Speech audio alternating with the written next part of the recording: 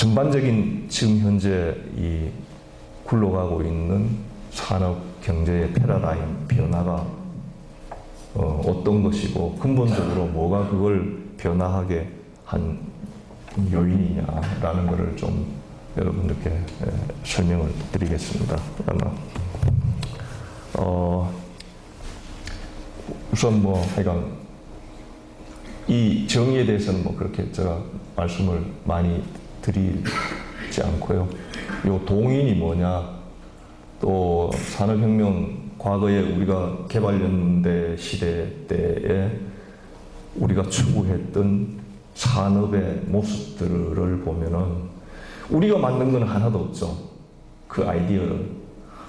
조선 엄마 하더라도 이미 선진국에서 유럽 북부 나라에서 굉장히 강한 산업으로 존재하고 또 일본 쪽으로 넘어와서 일본이 굉장히 강한 그런 산업 영역이었던 부분을 우리가 그냥 그거 조금 더 부지런히 남들이 8시간 일할 때 우리는 한 12시간 일해서 더 열심히 해서 어쨌든 더 좋은 제품을 더 싸게 파는 그런 연습 과정들을 거쳐가지고 우리가 경쟁력을 유지해왔고 다른 모든 산업이 우리 스스로 만들어낸 건 없죠.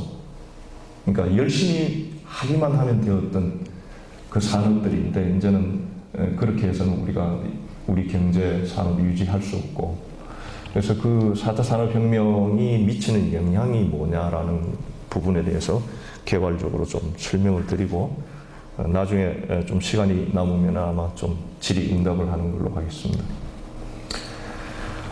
지금 이 굉장히 큰 문제가 이슈가 과거 60년대, 70년대, 80년대까지 대한민국의 경제 성장률은 보통 한 7, 8%.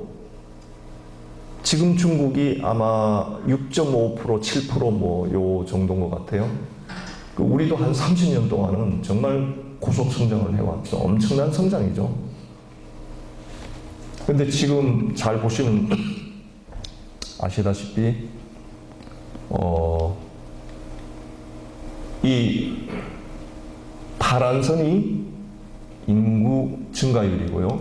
요 녹색 선이 경제 성장률입니다. GDP 성장률인데 이게 이제 인구 증가율은 언제 폭발적으로 일어나느냐 하면은 4차 산업혁명이 했는데 원래 1차 산업혁명이 18세기 중후반이죠. 영국의 스티브 왓슨의 증기기관 발명으로 대표되는 그 산업혁명이 원래 우리가 역사적으로 얘기하는 역사학자들이 얘기하는 산업혁명이죠. 정말 그 산업혁명이 일어난 직후부터 인구 성장 증가율이 엄청나게 폭발적으로 늘어납니다. 이 농업 쪽에 보면은 이 늘어나는 인구를 멜서스 이론이라 그래가 잘 아시죠? 인구는 기하급수적으로 늘어나는데 식량은 산술급수적으로 늘어나서 아마 인류가 멸망하게 되고 이제는 더 이상 살 수 없을 거다 그랬는데 사실은 그 반대 현상이 그 폭발적으로 늘어나는 인구의 식량을 공급할 수 있었던 계기는 한 3가지 정도가 됩니다. 농업에서는. 첫째가 뭐냐 하면은 식민지화하는 거죠. 그러니까 아메리카 대륙이 발견되고 호주 대륙이 발견되고 자꾸 식민지 플랜테이션 농업이 이제 확장이 되면서 폭발적으로 늘어나는 인구의 식량을 공급할 수 있게 되어서 멜서스의 인구론이 정말 아주 무참하게 깨어지는 그런 역사적인 결과가 나오는 거죠. 그 두 번째로는 녹색혁명이라 그래가지고 온갖 비료, 그 다음에 농약 제품 등등, 그 다음에 종자 개량 등등 아주 기본적인 기술적인 진보에 인해서 농업 생산량이 급격하게 증대하게 됩니다. 그 농업 생산량의 증대가 한 40억 명 정도의 인구 증가를 감당할 수 있는 그런 여지가 되었죠. 근데 지금 현재는 농업도 이제는 이제 소위 말하는 디지타이제이션하고 뭐 해서 이제 최적화라는 개념으로 이제 들어가게 되는 거죠. 그러니까 화학 비료와 온갖 그 농약 등으로 인해 병충해 뭐 이런 부분을 방제를 해서 농업 생산량을 늘려왔지만은 그 사이드 이펙트가 있었잖아요. 토양 오염에다가 뭐 수질 오염에 농업에 사용하는 물의 아마 양이 그 물의 양이 전체 인류가 사용하는 그 각 산업에서의 물의 사용량 한 80%, 70 몇 프로, 80% 정도 아마 차지하는 모양입니다. 이 물의 사용 용도가 가장 큰 산업이 이제 농업인데 그게 다 오염을 시키고 뭐 그냥 하니까 환경에 문제가 오니까 이제는 그러면 농업이 어떻게 가야 되느냐 해서 최적화 개념으로 이제 들어가는 거죠. 그래서 사실은 지금 여기서 얘기하는 4차 산업혁명이라고 얘기하고 또 4차 산업혁명의 대표적인 기술로 혹은 대표적인 어떤 요소라고 생각하는 AI, 인공지능이라는 부분은 결국은 뭐냐면은 최적화를 하기 위한 어떤 기술적인 요소다. 그 부분들이 여러 가지 이제 하드웨어적인 기술의 개발과 또 기술들의 융합에 의해서 가능해지니까 결국은 우리가 과거에 뭐 화학 비료를 지나치게 쓰고 또 뭐 어쨌든 뭐 우리 입고 있는 이 의류 제품 같은 경우에는 뭐 소위 여러분들 뭐 땡처리까지 해야 되는 정도로 과잉 생산을 해내고 하는데 이제는 이 4차 산업혁명에서는 그런 부분들이 다 없어지고 결국은 최적화하는 방향으로 가게 되는 거죠.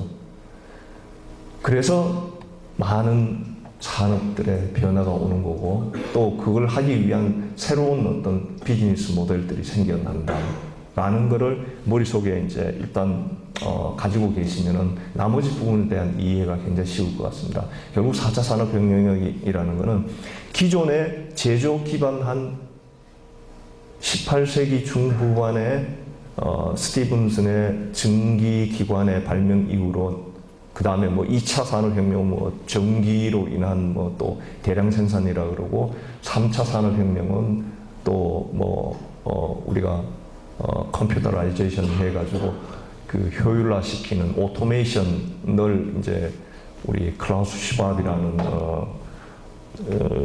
세계 경제 포럼의 회장은 얘기를 하고 있는데 어쨌거나 그 과정들이 전부 다 보면은 효율화, 코스트 미니마이즈하고 하여간 프로덕트를 극대화시키는 방향으로 쭉 해왔는데 그냥 그거는 그 생산 라인과 공급하는 체계나 뭐 이런 부분적인 어떤 효율화를 해왔지 최적화는 아니다라는 거죠.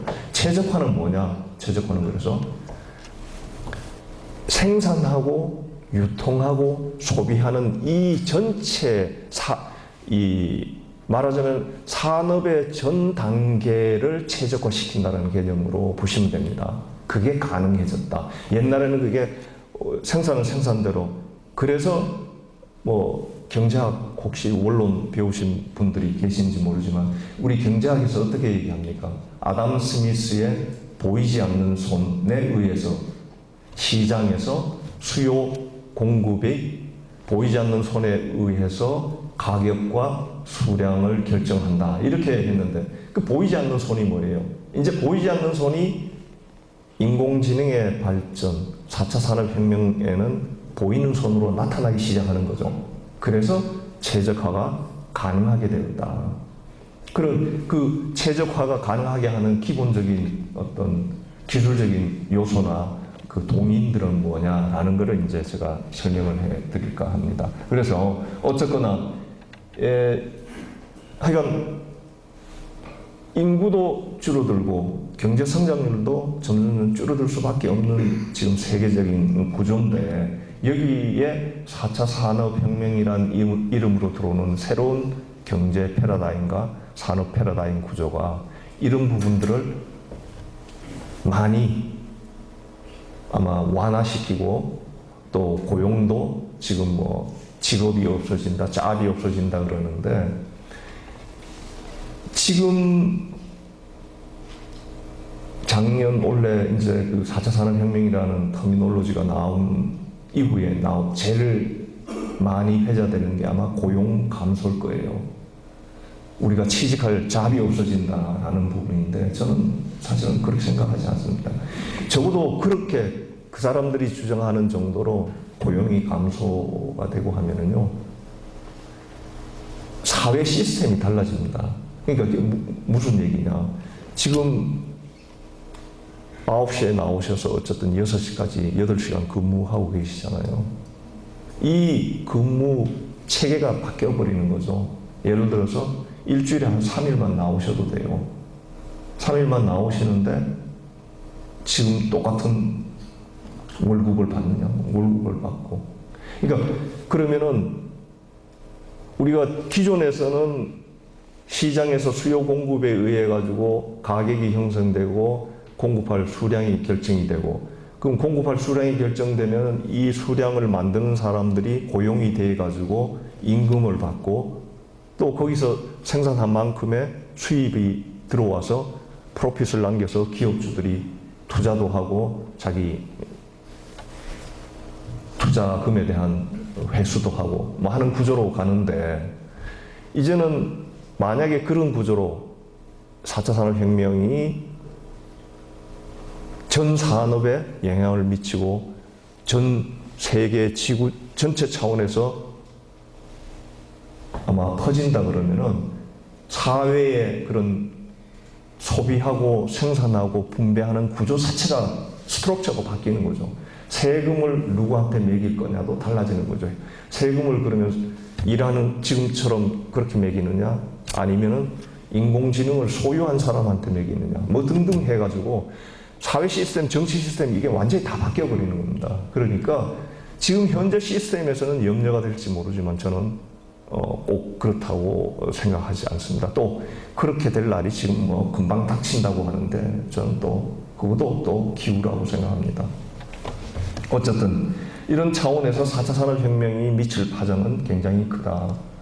뭐 이 부분은 더 이상 뭐 논쟁을 하고 할 필요가 없는 저거고, 그러니까 1990년대 말부터 시작되면서 디지타이제이션, 소위 말해서 디지털화돼 가는 세상 해가지고 그 당시에 아마 우리가 외환위기 막 벗어나면서 DJ 정부 때 그 유명한 미국의 그 미래학자 초청해가지고 앞으로 대한민국이 어디로 가야 되느냐 해서 뭐 ICT다, 정보통신, 디지털 쪽으로 가야 된다.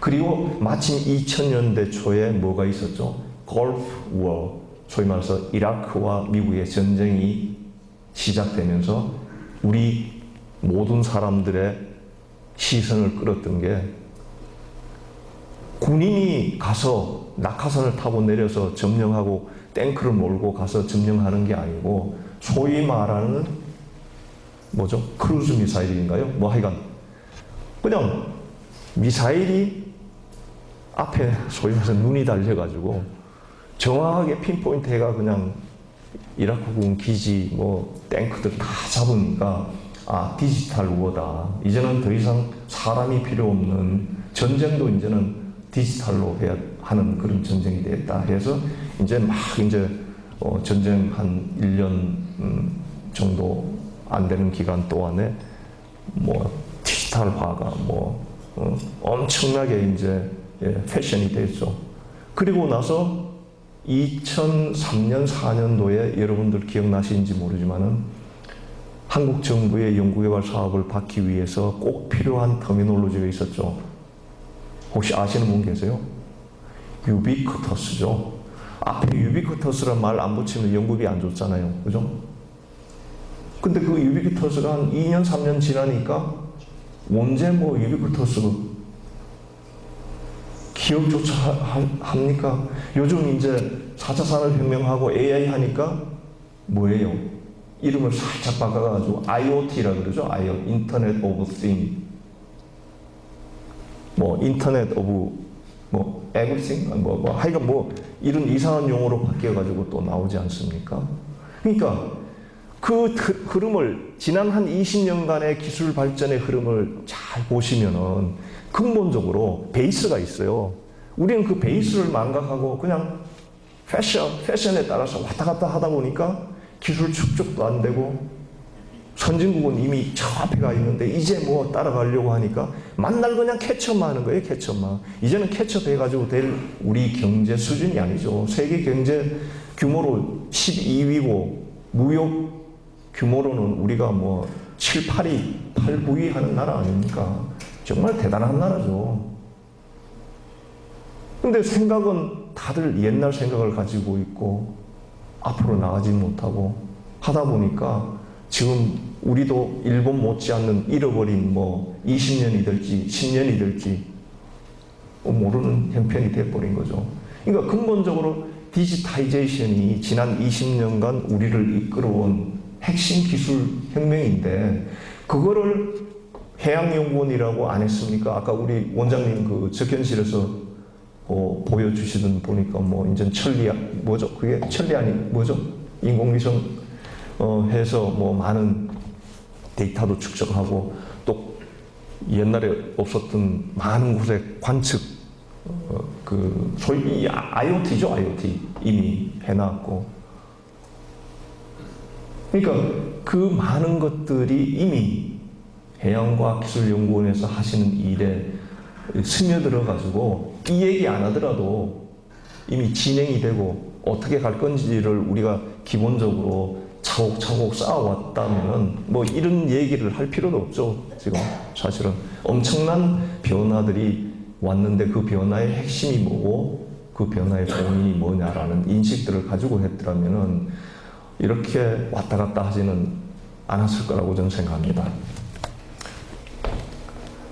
그래서 어쨌든 저는 아까도 말씀드렸지만 소위 말하는 4차 산업혁명 지금 얘기되고 있는 회자되고 있는 이 기술 그리고 산업 경제 패러다임의 변화는 최적화를 하는 과정인데 그 최적화를 하는 과정이 과거와는 달리 부분적으로 되는 게 아니고 커넥티비티 연결이 되어 가지고 소위 말 홀리스틱 전체적인 차원의 최적화가 일어나고 있다. 그걸 가능하게 하는 기술들이 뭐냐? 그 기술들이 그 최적화하는 과정상에 들어가 가지고 우리나라 산업, 우리나라 경제를 발전시키는데 기여를 하고 또 해양과학기술연구원이 하시는 연구 영역과 이 또 일에 도움을 주고 하는 것이다. 뭐 그 이상도 아닌 그 이하도 아니라고 저는 생각합니다. 그러면 그게 무엇이 그걸 할 수 있느냐 하느냐. 그렇게 하자면 어떻게 됩니까? 일단은 뭔가 자료가 데이터가 있어야죠. 데이터가. 그 데이터를 어떻게 형성하느냐. 여러분들 뭐 옛날 10년, 20년 전에도 백화점이나 이런 쪽에서 학교의 경영학과 교수들, 마케팅 하는 사람들 모셔다가 소비자 성향 분석, 뭐 소비자 분석, 뭐 이런 거 많이 해왔어요. 왜?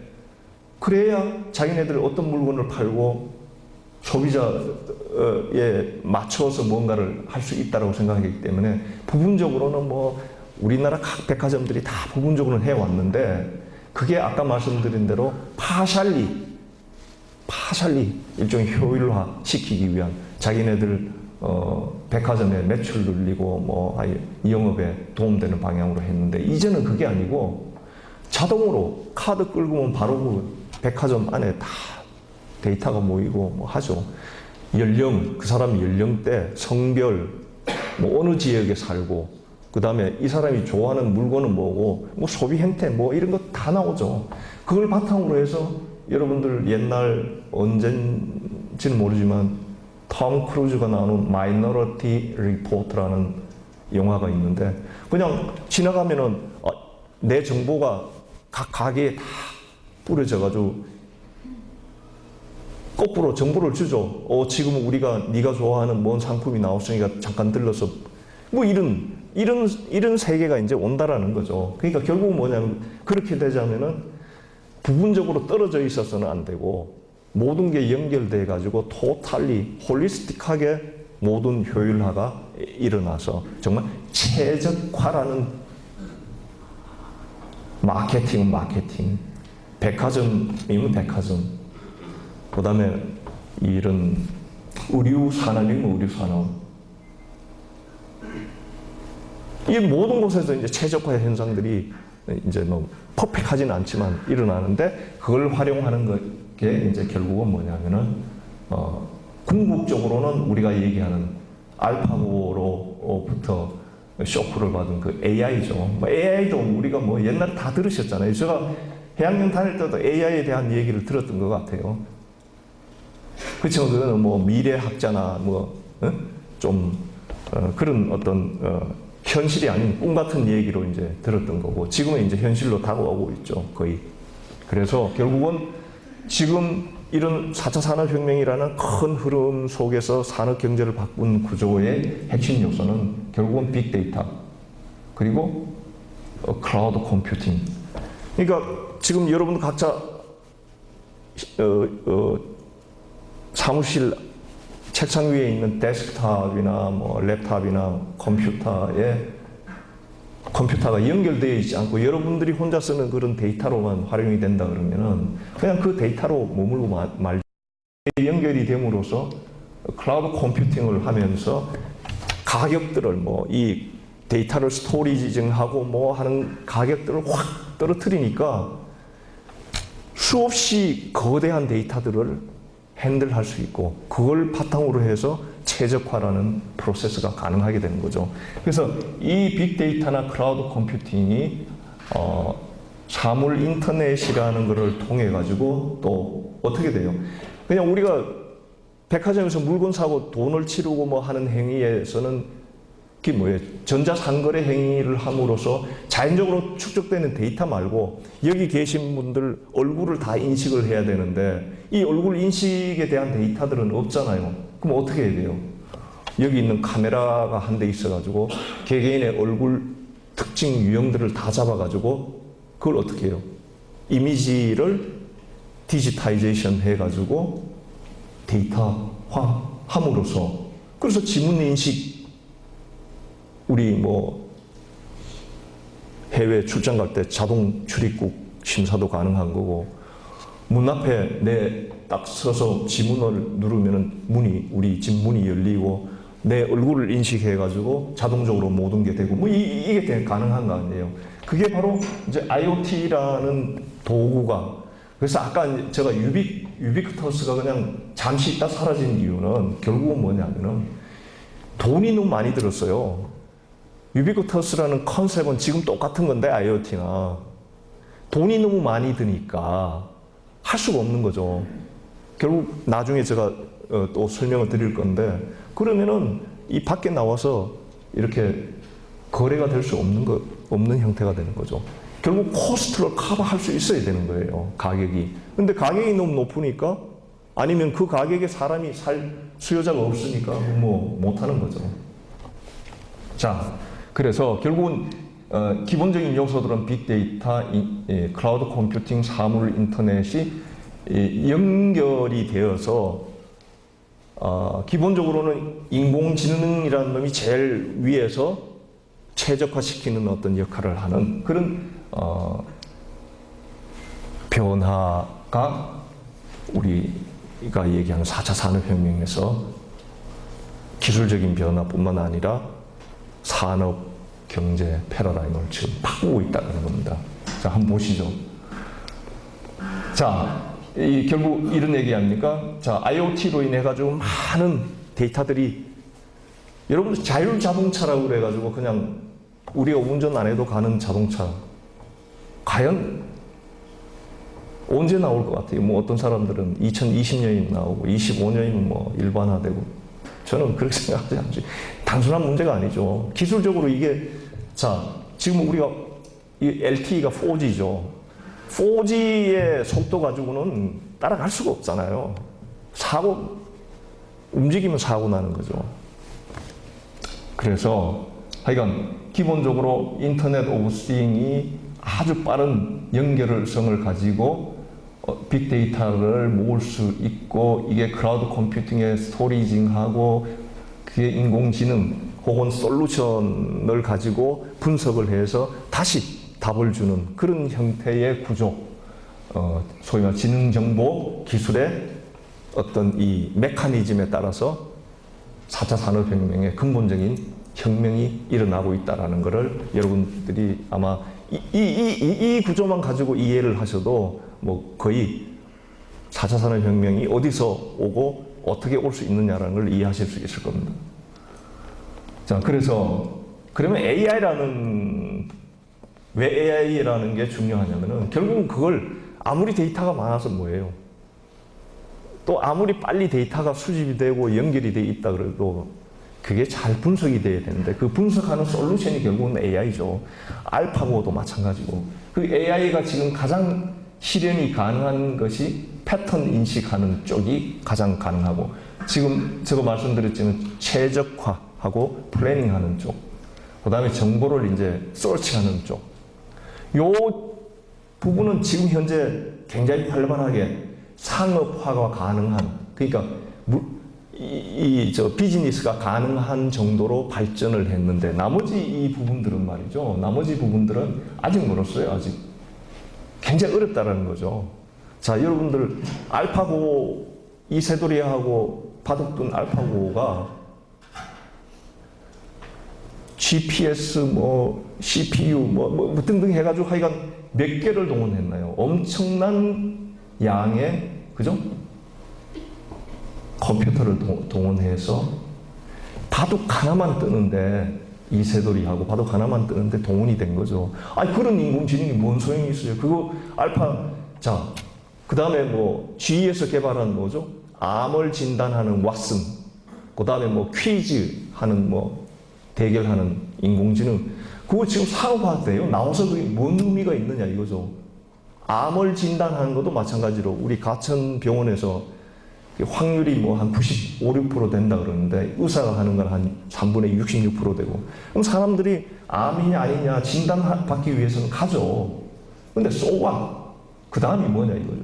내가 암이냐 아니냐를 알았는데, 암이라고 그러면은 그 다음 절차에서 달라지는 게 있나요? 아니잖아요. 그래서 미국의 유명한 MD 앤더슨, 우리 이건희 회장이 폐암으로 입원했던 세계적인 암 전문 병원, 그 다음에 메모리얼 하스피탈인가 두 군데서 그 G 왓슨을 도입하려고 했는데, 메모리얼은 그냥 왓슨 체계 그대로 해서 진단 판별만 해주는 기능을 활용했고, MD 앤더슨은 그걸 가지고 자기 시스템에 다 바꾸려고 생각을 했는데, 결국은 뭐냐, 코스 때문에 MD 앤더슨은 포기했어요. 너무 돈이 많이 들어요. 아직 그 정도 수준이다라는 걸 제가 설명을 드리는 거고. 자, 근데 이게 아까 제가 디지털리제이션 말씀을 드렸지만은, 플랫폼, 요즘 플랫폼 페이스북이니, 그 다음에 많죠. 인스타그램, 그 다음에 등등 많은 게 있는데, 사실은 그 솔루션은 미국이나 중국이나 이렇게 거대한 시장을 가지고 있는 나라 외에는 참 그 플랫폼 산업을 가지기가 힘듭니다. 근데 대한민국이 그러면 그렇다고 4차 산업혁명에서 소외되기만 하느냐? 저는 그렇게 안 봅니다. 결국 뭐냐? 이게 가능하게 한 거는 하드웨어적인 기술의 발전이 없이는 안 되는 거죠. 그죠? 예를 들어서 이런 겁니다. 센서의 가격이 지금 뭡니까? 90년 초반에 22불 하던 게 지금 몇 불 합니까? 2014년에 1.4불 해요. 센서 가격이 이렇게 떨어지지, 아까 유비쿼터스 있잖아요. 유비쿼터스가 지금 현재 이렇게 실현 가능하게 된 거는 결국은 얘 때문에. 스마트폰. 100만 원이면은 여러분들 지금 아마 필요하신 거 다 하실 수 있을 거예요. 이게 2000년대 초중반에는 가능하지 않았습니다. 이걸 하려면은 7, 8천만 원, 5천만 원 이상의 돈이 들었기 때문에 할 수가 없었어요. 유비쿼터스라는 거. 근데 지금은 스마트폰 하나로 다 되는 거죠. 이 스마트폰이 가능한 건 뭡니까? 결국은 이런 센서 기술과 또 컴퓨팅 스피드. 이 기술도 보세요. 스피드가 지금 여기 보면 밀리온 헤르츠인데 이게 2000년도에는 거의 속도가 저 마이크로 프로세서의 그 클락 스피드가 이게 뭐 제로에 가까운 수준이었는데 이게 지금 2014년에 오니까 28,751 거의 뭐 2만 배가 넘게 스피드가 증가한 거죠. 가능한 거예요. 그러니까 가능한 거예요. 시장에 나와서 비즈니스가 가능하게 돼. 그러니까 4차 산업혁명이라는 얘기는 뭐냐면 이제 밖에 나와서 장사할 수 있다 말하자면 비즈니스 할 수 있는 어떤 수준에 됐다라는 얘기예요. 그러니까 1990년도 말부터 시작해가 꾸준하게 디지타이제이션 기술들이 발달해 왔는데 그 동안에는 코스트를 감당할 수 없었고 그걸 감당할 수 있을 만한 기술들이 없었는데 지금은 막 터져 나오는 거죠. 이런 센서 가격의 하락, 컴퓨팅 스피드의 아주 엄청난 증가, 그죠? 그다음 보세요. 데이터 레이시라 그래요. 아까 4G, LTE, 우리 지금 한 1기가 된다는 1기 200mbps에서 1기가 정도 되는 이 LTE를 쓰고 있잖아요. 이거 가지고는 자율주행차 택도 없죠. 적어도 5G 정도는 돼야. 그러니까 정보를 이렇게 정보 연결하는 기술, 속도가 실시간 거의 가깝게 돼야 자율주행차. 한번 보세요. 신호 바뀔 때 그 오차 뭐 이런 걸 생각하면은 자율주행차가 워킹하지 않죠. 이 정도 그 통신 스피드 가지고는. 그 다음에 커넥티드 디바이스. 이건 뭐냐 하면 아마 이 중계망인 것 같아요. 중계기. 2000년도 초에는 한 0.5억 개 정도 됐는데 2017년도에 한 300억 개. 중계기가 300억 개 전 세계적으로. 이렇게 깔리니까 가능한 거예요. 이제 이런 상황이 됐다라는 걸 우리는 모르고 있었는데 이미 미국이나 이런 선진국의 발빠른 친구들은 이제는 비즈니스 되겠다 해서 막 튀져 나오는 거죠. 아마존도 나오는 거고. 그 다음에 뭐 스토리지 코스트, 아까 클라우드 컴퓨팅이 스토리지 가격이 옛날에 2000년 초에는 한 11불 했는데 기가바이트당. 지금은 여러분들 구글 아이클라우드 들어가면은 한 10기가, 뭐 100기가 뭐 하는데 얼마, 뭐 한 달에 한 3, 4천 원, 5천 원 이하의 돈으로 데이터 저장할 수 있잖아요. 그죠? 이렇게 다운되는 겁니다. 그 다음에 각 기업에서 생산해내는 데이터의 양이 지금 보세요. 뭐 폭발적입니다. 한 1000배가 넘게 한 10년 사이에 거의 한 1000배가 넘는 그런 데이터량이 지금 생산되고 있고 그 여건이 된 거예요. 산업화가 된다는 거죠. 그리고 이미 이 얘기는 제가 아마 97년도에 미국에 이제 안식년으로 나가 있을 때 미국은 이미 이 소위 말해서 Converging Technologies for Improving Human Performance 해가지고 이미 융합 기술이라는 부분에 대해서 예측을 한 거예요. 어떻게 예측했냐? 잘 보세요. IT 기술의 혁신적인 발전에 따라 2000년 초에 이미 정보통신, 멀티미디어, 엔터테인먼트 산업 등의 기술 융합 현상으로부터 촉발이 됐는데 다양한 콘텐츠를 담아낼 수 있는 고집적 고용량의 디바이스 개발을 위해서 새로운 기술 개발의 필요성이 부각되었기 때문에 그래서 나노 베이스드 컨버징 테크놀로지 해가지고 이미 미국은 준비하고 있었죠. 그리고 미국이 지금 가장 미국 프레지던셜 이니셔티브 대통령이 주도하는 그 프로젝트 중에 하나가 뭐예요? 하이 스피드 컴퓨팅 테크놀로지죠. 저는 그게 양자 컴퓨터? 전 뭐 잘 이해를 기술적으로는 못하지만은 지금 현재 반도체 우리가 하고 있는 D램 뭐 이런 칩 정도의 테크놀로지로는 아까 말씀드린 AI라는 게 정말 진짜 진정한 의미의 4차 산업혁명을 일으킬 수가 없습니다. 그러니까 양자 컴퓨팅 정도가 나와야 아마 가능하지 않을까. 아니, 잘 생각해 보세요. 지금 그 서버 있잖아요, 서버. 뭐 아마존이나 구글이나 이런 친구들이 활용하는 서버에 드는 전력량이 1년 전력량이 서울 시민들이 아마 17년인가요? 쓰는 전력량을 소모한답니다.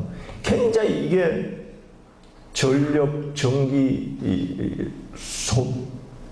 소모적인 어떤 산업입니다. 그래가지고는 안 되죠. 예. 그래서 그런 부분에 있어서도 기술이 같이 따라가야 된다. 아마 시간이 지금 제한돼 있기 때문에 조금 빨리 나가겠습니다. 그래서 지금 뭐 어쨌든 지금 현재 있는 기술로 가지고도 이렇게 많은 새로운 비즈니스가 나오는 거죠.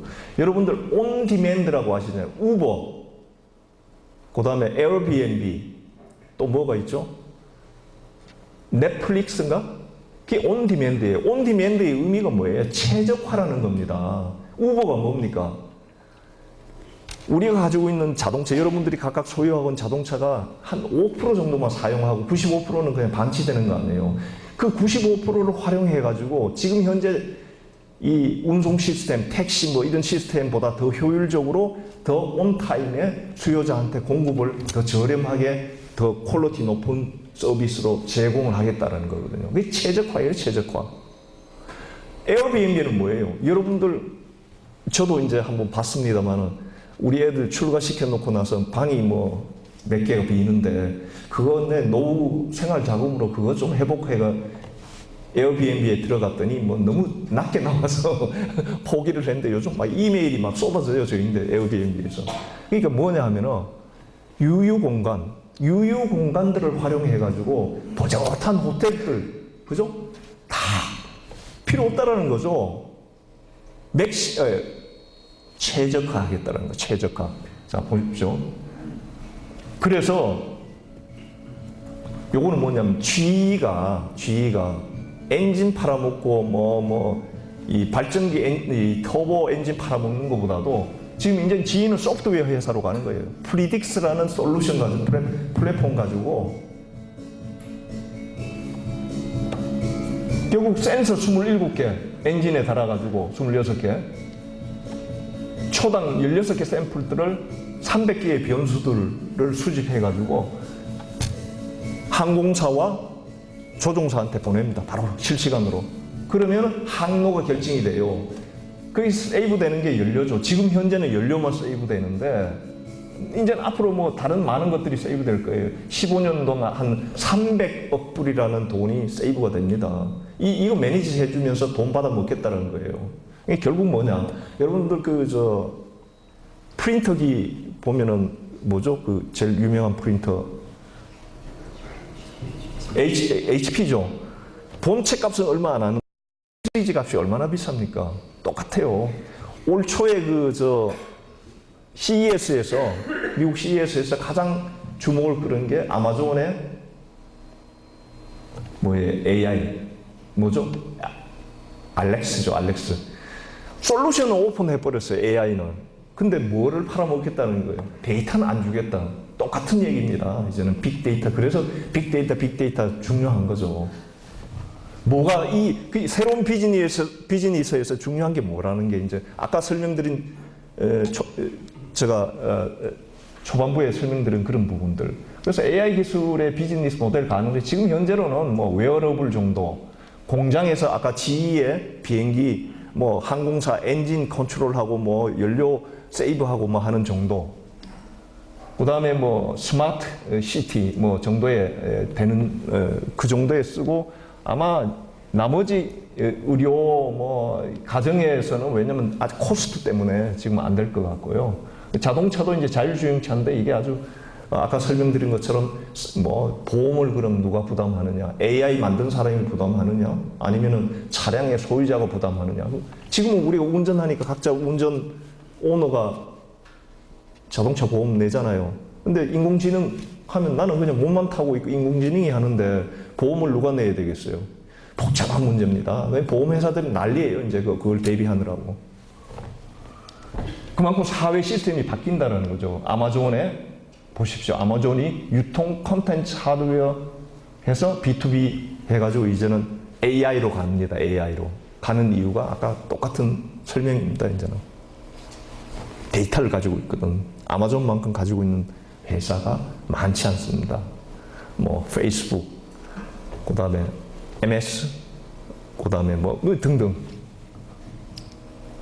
자, 그래서 실제로 그러면 제가 이렇게 설명만 하니까 와닿지 않는데 실제로 한번 보십시오. 이 IT 역량을 보유한 기업이 한 17년 사이에 어떻게 변해왔느냐.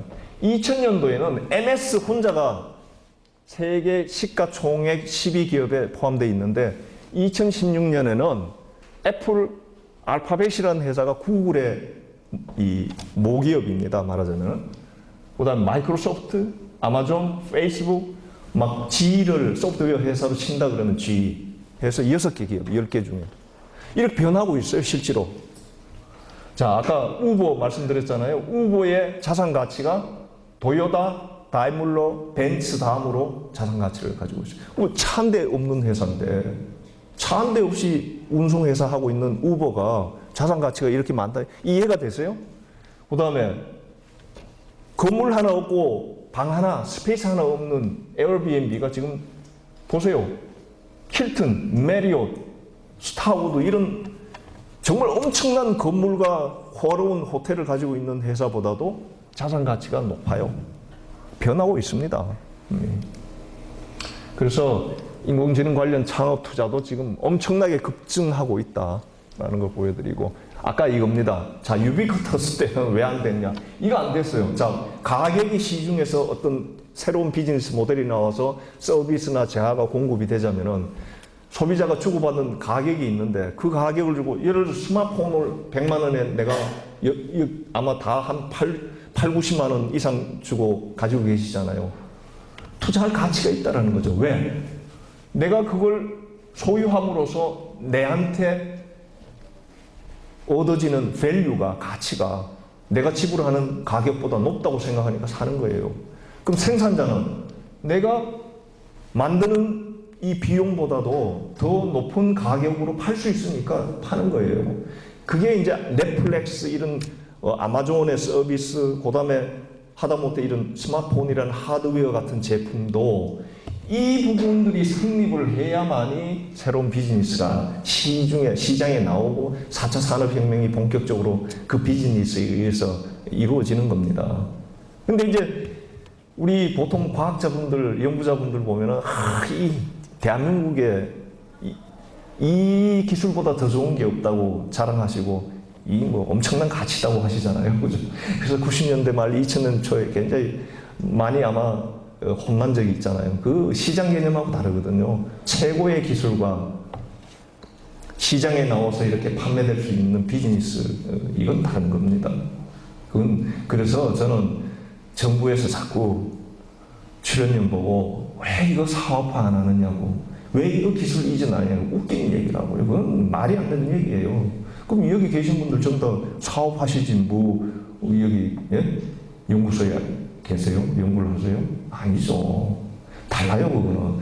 기술이라는 게 굉장히 핵심적인 요소는 맞는데 비즈니스는 다른 영역이죠. 기술이 그 비즈니스 안에 차지하는 비중은 굉장히 작다. 그래서 하여간 저는 정부가 4차 산업혁명 시대에 들어와서 정말 가장 해야 될 역할이 뭐냐. 결국은 관련되는 각종 규제를 없애주고, 또 이런 4차 산업혁명에 창의적인 어떤 아이디어를 낼 수 있는 인력을 양성하고, 간섭하지 말라는 거죠. 이제는 더 출연료도 마찬가지고, 그걸 저는 강조하고 싶어서 이제 뭐 이 정부 부처에 가면 이런 얘기를 많이 합니다. 그래서 정부가 과거에 했듯이 뭐 이제는 기술의 발전 속도나 기술의 깊이나 기술의 복잡성으로 봐서 공무원들이 몇 분이 아이디어를 내서 이걸 뭐 어떻게 하자고, 옛날에는 아까 말씀드렸듯이 이미 선진국이 다 한 비즈니스 모델들이, 기술들이 다 나와 있기 때문에 우리 따라잡으면 되잖아요. 그거 갔다 와서 카피해가지고 정책으로 만들어서 우리 이거 하면 된다 그러면 되는데, 이제는 그게 아니죠. 여기 계신 분들의 창의적인 아이디어들이 모아져 가지고 새로운 단계의 어떤 기술들이 나오고 산업이 만들어지고 비즈니스 모델이 만들어져야 되는데 아직까지 정책이 60년대, 70년대 개발 경제 때의 수준에 머문다 그러면은 대한민국은 더 이상 희망이 없고 발전할 수 없습니다.